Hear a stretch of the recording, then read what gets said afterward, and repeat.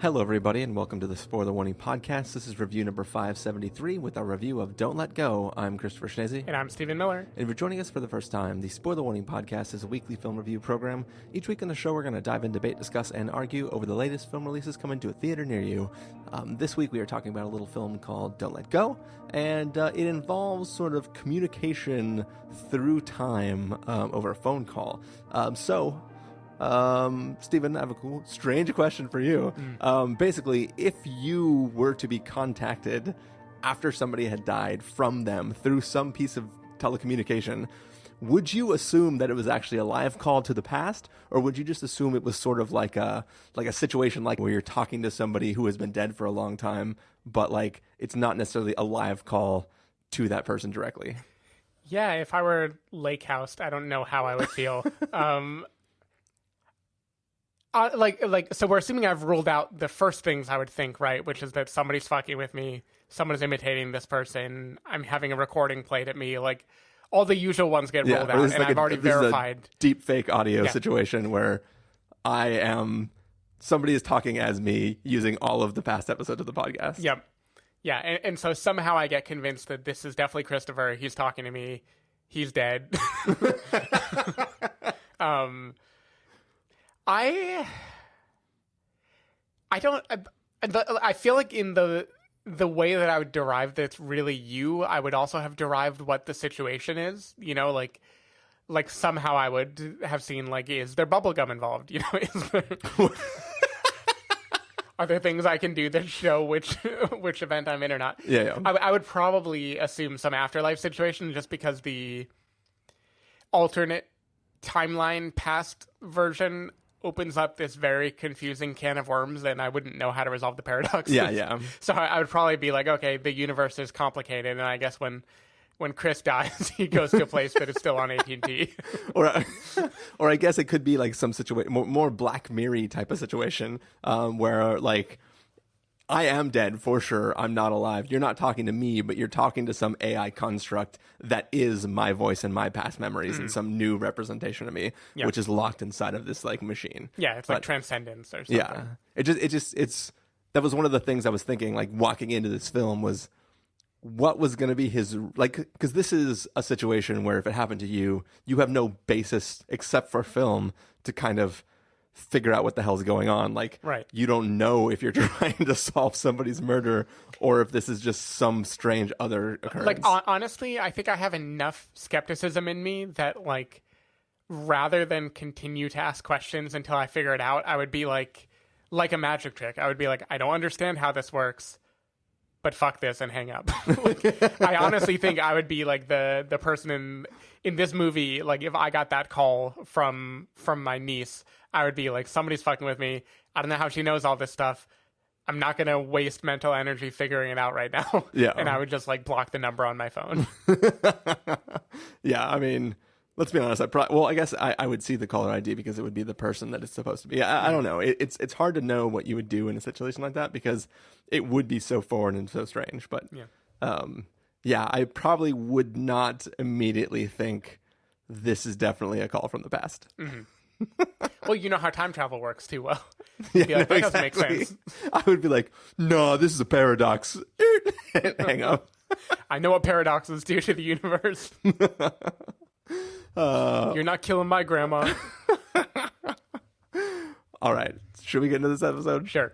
All right. We're going to take a listen to the trailer, and then we're going to come back and give you a review. Hey, Ashley. Hey, Uncle Jack.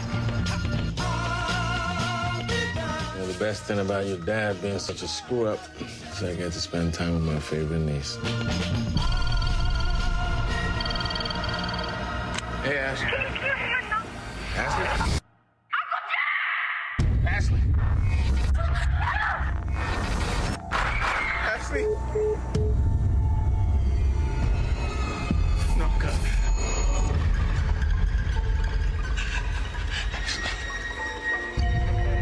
I'm so sorry, Jack.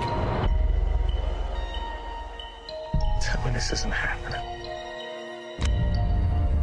I prayed for a second chance to save her.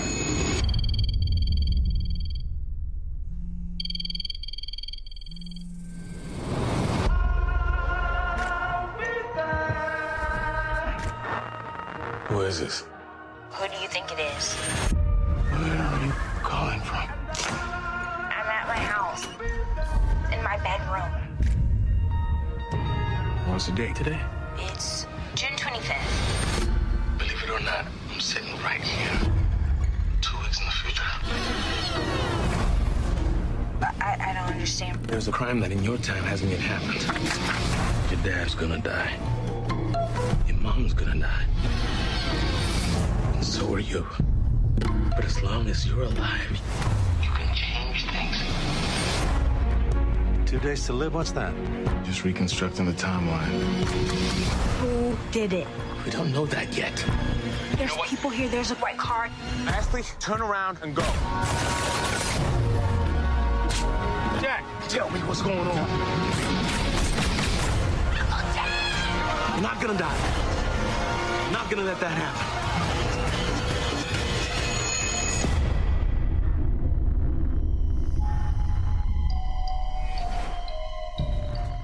All right, so that was the trailer for Don't Let Go. It is a story of a police officer who sort of helps out his niece as the parents kind of have like a sort of a bunch of stuff that they're usually concentrating on besides raising her.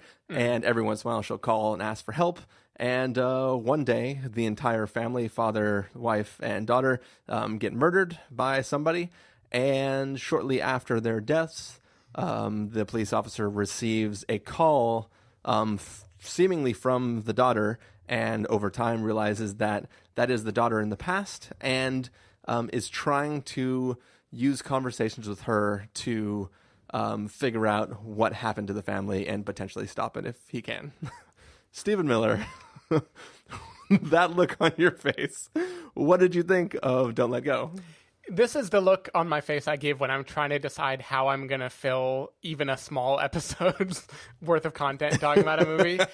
I mean, this movie was like, I like David Oyelowo. I like Storm Reid, like the new actress that plays his niece. I thought this movie was not very good. This movie is based on a simple premise, and it's like shoestring budget type movie, right? A Blumhouse production. And like, as a shoestring budget movie, it has some stuff to recommend it. Like, it focuses on the characters. It tries to keep it very, like, close to earth of, like, what is going on? How would you feel in this situation? Go. But it just felt like, I don't want to say derivative, because until we were just talking about Frequency, like, I don't know that I've seen a movie that is about this exact thing before. But it just, like, it felt like it writes itself, and every twist and turn in this movie, every moment of suspense where David Oyelowo is learning a new thing or Ashley is learning a new thing, felt like it was inconsequential, or like it isn't that the mechanics didn't make sense to me in this universe, but I felt like the suspense mechanics didn't make sense, because if I were in the situation, the way I would try to solve it would be like, do a Hail Mary at the beginning and be like, leave town, or like, this is what's going on. Let me prove to you what's going on. Put your dad on the phone, you know, like something. And instead the movie decides to confine itself to like, this is going to be a detective story where I'm going to try to solve the mystery by asking you different things, and I'm not going to tell you why. And it just didn't really feel like it went anywhere. And like, by the time reveals happen toward the end of the movie, I feel like you see them coming from a mile away, and even if you don't really care, because you don't have anything invested in anyone involved in the reveals. And I don't know, it was just like a very kind of trifling little movie to me that vanished like the moment I left the theater.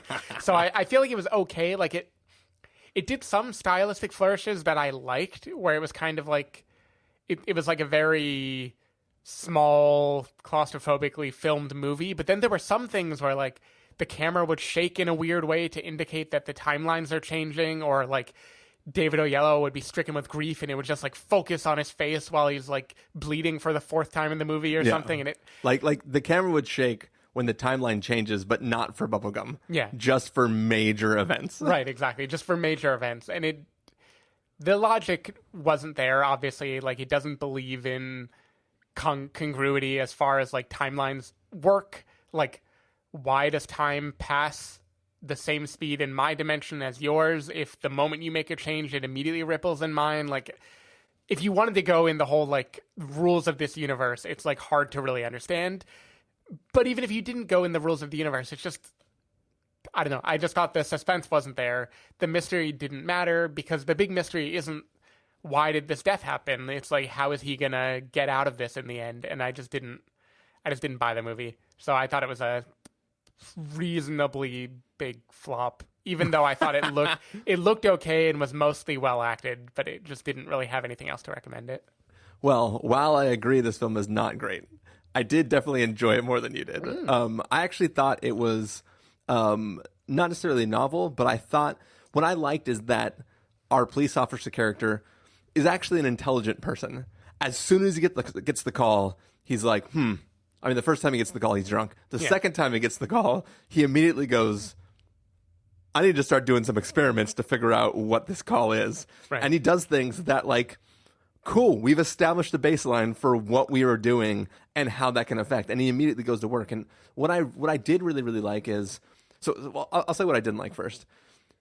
They establish enough rules for me to give them credit, and then they avoid other things. And they kind of hint at things. Like, I don't know how much editing happened in this film, but, like, there's a whole scene where he doesn't want the niece to go see him in that timeline. Yeah. I can assume, I can extrapolate, because I've watched time travel films, that he thinks that he can't see, like, he doesn't want to fuck with the timeline too much, even though he's trying to, like, rewrite history and save his niece. He doesn't want to affect things outside of just the niece herself, right? Like, he's like, I don't know the consequences of me mucking with the world too much. I won't be able to explain to myself that this is the situation. Like, so that there has to be some explanation for why he freaked out when she, like, wanted to go see him in the actual timeline.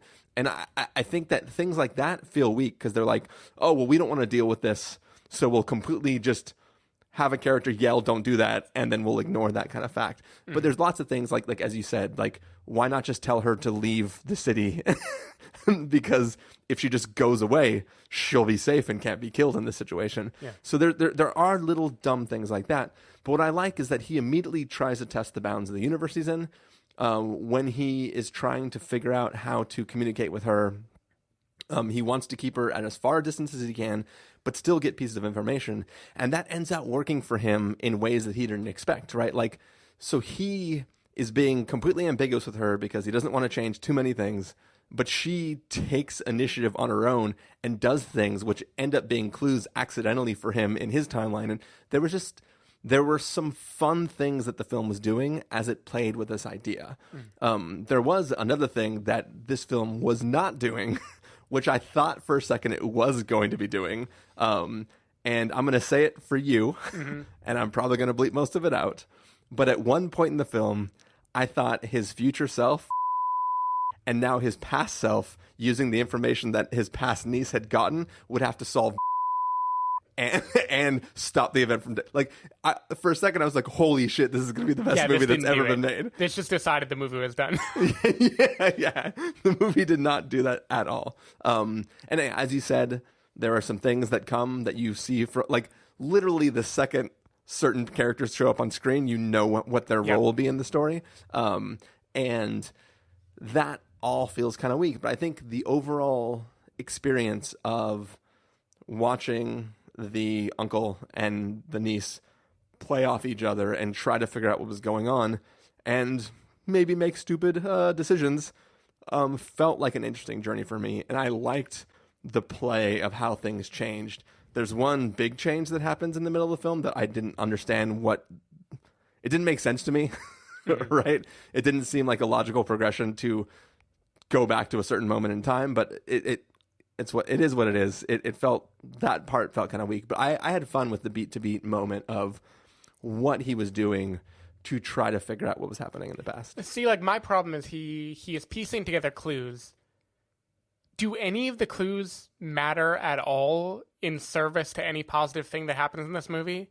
I feel like the answer is no. I feel like all he learns is run away, get away from the guy that's trying to kill you, run. Right? Like, yeah. And there's all this other stuff you learn. Like, I won't go into details because we probably won't do a spoiler section on this, but stuff about Georgie and about things that come in the mail. And at some point, the date is very important for reasons that are unclear to me as it pertains to things that come in the mail. And it's just like, it felt like the movie wanted to be like piecing together the clues of the mystery, but it isn't about that. Like none of it is needed to do that. Yeah. And it also, the logic of when things change don't make sense, because in any other time travel movie, like Bill and Ted's Excellent Adventure, for instance, the moment you plant in the person the intent to do something different, the ripple should happen, right? Yeah, yeah. Like, she now knows she's gonna go instead of stay, or she now knows she's gonna paint an X, and therefore, boom, immediately an X should appear.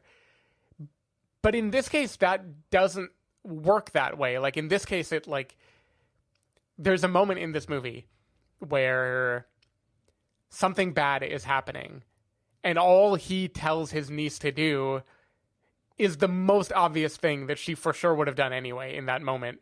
And that apparently changes the universe. Like, there's just things where I feel like the conceit of, like, I am advising you on what to do falls apart because nothing he tells her is grounded in any information he's gleaned in the whole movie. Yeah. And so that just seemed kind of like, why not make it be a more, like, twisty mystery where you actually get to use these clues and, like, avoid things over time? Like, there's also one really dumb thing that made me incredibly annoyed was the whole thing that sets everything in motion, at least that establishes the relationship between uncle and niece, is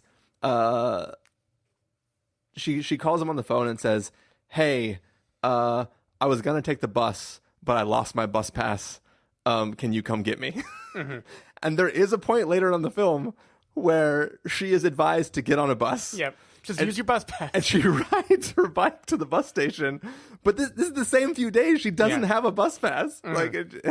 Like what was her plan? Yeah, I don't understand what the plan was there. One weird thing, just doesn't have anything to do with any critical discussion of the movie, but when the movie started and she was talking about her dad, I was immediately like, her dad is played by Brian Tyree Henry. And then he was. I just like knew somehow like he has to be in this movie. Nice. Yep. It paid off. But no, like, did you follow any of the Georgie stuff in this movie? I'm not talking about the very end where reveals happen. I'm talking about like when he is starting to make headway in the case. Yeah, I mean, it's really hard to get into without being spoiler. I followed the basic context of it, but the silly thing about it is they try to expand who or what Georgie is, and then there's little threads that in a longer film or in a TV show would turn into misdirects, but they're not allowed to be misdirects long enough to have any consequence at all to the story. So I don't get the point of it. I mean, I understand what's going on, but it's not like, it doesn't make the story more exciting. Yeah. He also is kind of a terrible detective because there's at least one scene where he walks into, like, the only thing he knows about this, like, building he's walking into is he thinks a bad thing maybe happened here based on some information. And he walks in with a gun drawn and starts shooting at the first person he sees. No, that guy shot first. Yeah, okay. It's a very quick exchange of people shooting each other. He walks into a place where he knows something bad happened like 4 days ago, and he just has his gun drawn, and a guy just walks out and goes, "Oh shit!" Boom, and starts firing. Yeah. Yeah, I don't know. I couldn't really care about this movie. Yeah. There's also, the young girl is the worst bicycle rider ever. Yep. There are moments like Pepe Le Pew style where the bad guy is just walking towards her and she just can't pedal a bike for shit. And I just think it's funny. Yeah. I mean, I don't know. All I can say about this movie is it's definitely the best movie about a character named Georgie that we're going to review tonight. Nice. Like, so I will say, I think the chemistry between David Oyelowo and his niece Storm Reid is good in the movie. I think they play believable, like, uncle and niece characters, and I thought, like, their conversations were emotional and charming, and, like, you believed his grief about her, and you believed the way he would be shocked to hear from her and then slowly warm to the fact that she's talking to him. Yeah. That's like the only thing that worked for me in the movie. I think anything else about his journey or her journey just didn't matter to me. I think that they are, I think there are interesting ideas, and then the honesty of their relationship is what made me kind of enjoy the ride of watching this film. It was one of those things where, like, if I had Netflixed this, I would have had a good time. We're like, oh yeah, that was fun. Like, I enjoyed it. I mean, I watch a lot of time travel films. Like, pretty much anyone that I can. Most of the ones that I haven't seen yet are ones that, like, came out in the last couple of years, like on VOD, that I just haven't made time to see. There's never enough time. If only I had a time machine, or like a Apple TV that played me stuff 2 weeks later. But yeah, it's I How would that solve anything? It was a joke. Because my Apple TV does play me things 2 weeks later. Anyways. You just, like, get a phone call 2 weeks later, like, I watched this movie last week. It just tells me everything that happens in the movie. It's just a little girl narrating what happened in the movie. And then he decides to rent out a warehouse. Anyways, yeah, like I thought it was fun enough. Definitely not maybe something you need to rush out and see in theaters. But I had fun with it. Okay. Should we get to official verdicts? Sure. Stephen Miller, if you were going to give us a must-see, recommend with a caveat, wait for rental, pass with a caveat, or a must-avoid, what would you give it? I'm going pass with a caveat. Like, I don't think this was aggressively bad in any way. I just think there's no real reason to watch it. I didn't think the time travel part was good enough. I think the acting is solid, but they're given a pretty flimsy script, and they have to really over-emote the hell out of scenes that just don't have enough substance on their own. Yeah, I don't know. I was hoping for, like, a shoddily shot, like, indie movie that I could really, like, enjoy on the basis of the drama. Like, I wanted a Comet type of movie here, and this just didn't deliver on that. It just kind of felt hokey to me in a way that I think they could have done better, even with the same budget and the same limitations that they had. Yeah. I'm going to give it a wait for rental. I had a lot more fun with it than Steven did. I like that they didn't bother trying to explain anything. They kind of just stick to, these are the few rules we want to play with, and they go with it. And I think the characters do, they respond intelligently to the information they have in most situations. They definitely do some stupid things too, but I think for the most part, I had fun watching the characters play within the rules that they knew. And for that, I think you can get some enjoyment for it, but you definitely don't need to pay money to see it. Which I didn't. Nice. But yeah, that is going to do it for our review of Don't Let Go. Stephen Miller, if people want to find you throughout the week, where can they do that? People can go to twitter.com/sdavidmiller or sdavidmiller.com. People can find me at ChristopherInRealLife.com or Twitter.com/ChristopherIRL. You can find the podcast over at thespoilerwarning.com, where you can get a bunch of the back episodes of the show. If you want to subscribe to the show, you can do so in Overcast, Stitcher, Apple Podcasts, or wherever podcasts are found. If you want to know when the episodes go live, you can follow us at Twitter.com/SpoilerWarning, Facebook.com/TheSpoilerWarning, or Instagram.com/TheSpoilerWarning. If you want to get a hold of us directly, you can send an email to fans@thespoilerwarning.com or use the contact form on our site. Music for this episode will come from the soundtrack to Don't Let Go, so hopefully you're enjoying that. We are going to take off and, as Steven said, talk about another film with a character named Georgie. That is It Chapter 2. So stay tuned for that review, and we will see you then. Bye.